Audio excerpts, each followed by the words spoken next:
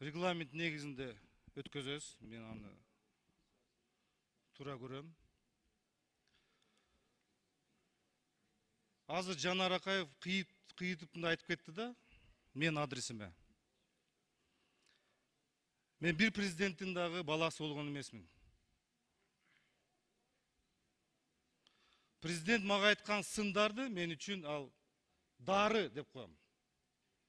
Аны корпойлы айтам, уялбайм андан. Ал киши өзүн ыктыярымен кеткен, біз аға баа бердік. Бирок баласы атасын сатқан, бұл чоң күнә.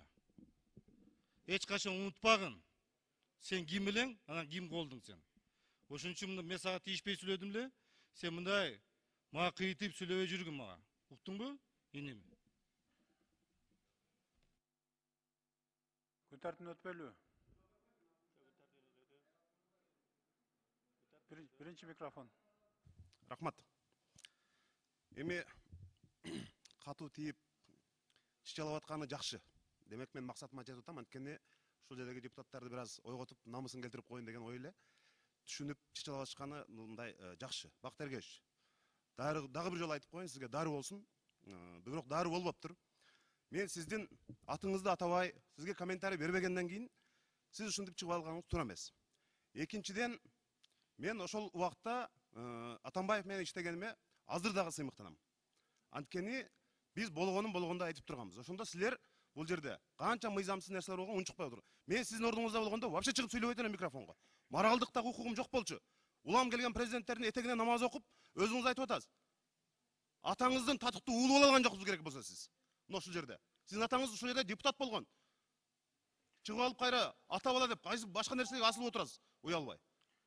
Урматтуу депутаттар, бири-бириңиздердин аброюңарга шек келтирбесеңер.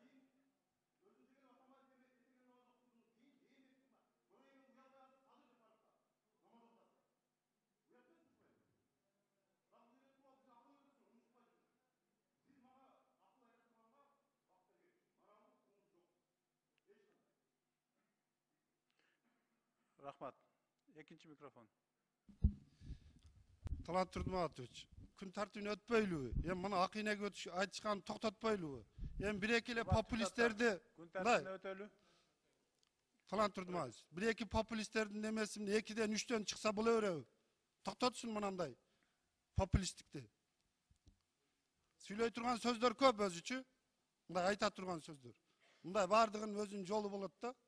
Рахмат. Бактар Эргешевич, күн тартибин өтпөйлүбү? Анда Бактар Эргешевичке берем, анан чыкпасаңыздар. Болду, рахмат. 4-чү микрофон. Иним Жанар, сен айтып атасың, намаз окуп атасың. Сен эмне ушу президенттер мен намаз окуганын көрдүң беле? Биз намаз окусак өз үчүн окуйбуз.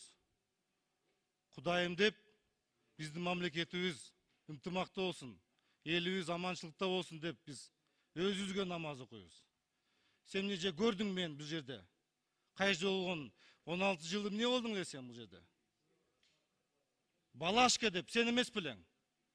Сени бул жерде өстүргөн ушу киши. Сени көтөргөн ушу киши. Сен анан кийин бел коюп, далын коюп кетип калбадыңбы сен? Менмин бул жерде. Мен аларга бир да президентке мен милдет койгон эмесмин. Бир дагы мен аларды мындай аткарам же бул жасайм деп айткан эмесмин.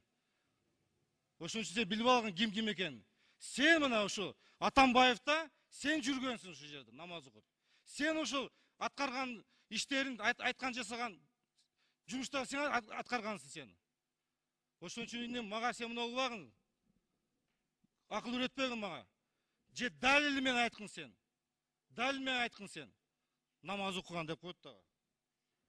Рахмат. Урматтуу депутаттар, күн тартибин кароого өтөлү. Күн тартибиндеги 4-чү маселе